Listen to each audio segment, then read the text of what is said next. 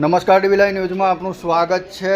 ઘોઘંબાથી દેવગઢ બારિયા તરફ જતા મુખ્ય માર્ગ ઉપર પરોલી ફીડર પર આજે એક ગંભીર દુર્ઘટના સામે આવી હતી, જેમાં 11 kV વીજ લાઇન પર અચાનક ઝાડ પડી જતા વીજ લાઇન તૂટી અને સીધી મેઇન રોડ ઉપર પડી ગઈ હતી। આ બનાવના કારણે મુખ્ય માર્ગ ઉપર 1 કલાક કરતાં વધુ સમય સુધી વાહન વ્યવહાર સંપૂર્ણ રીતે બંધ થઈ ગયો હતો અને લાંબો ટ્રાફિક જામ સર્જાયો હતો।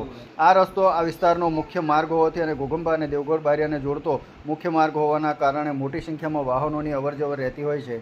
આવા સમયે લાઇન તૂટી પડતા સ્થાનિક લોકો, રાહદારીઓ તેમજ વાહન ચાલકોને ભારે મુશ્કેલીનો સામનો કરવો પડ્યો હતો। સવારના સમયે બનેલી આ ઘટનાના કારણે તાત્કાલિક કામ માટે જતા લોકો, વિદ્યાર્થીઓ અને રોજિંદા કામકાજ માટે નીકળેલા લોકોને અડચણ ઊભી થઈ હતી।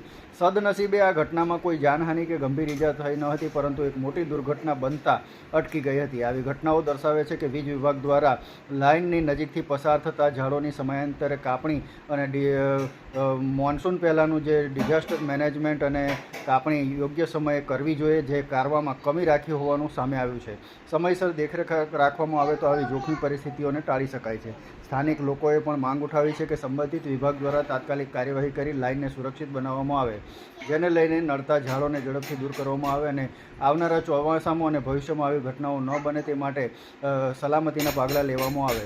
અને આના કારણે આજે એક મોટી ઘટના બનતા અટકી ગઈ હતી અને આ બાબતની ગંભીરતાને ધ્યાન ઉપર લઈ અને તાત્કાલિક અને ત્વરિત અસરકારક ઉકેલ લાવવો જરૂરી બની ગયું છે। લક્ષ્મણ રાઠવા સાથે ડીવી લાઈવ ન્યૂઝ, ઘોઘંબા।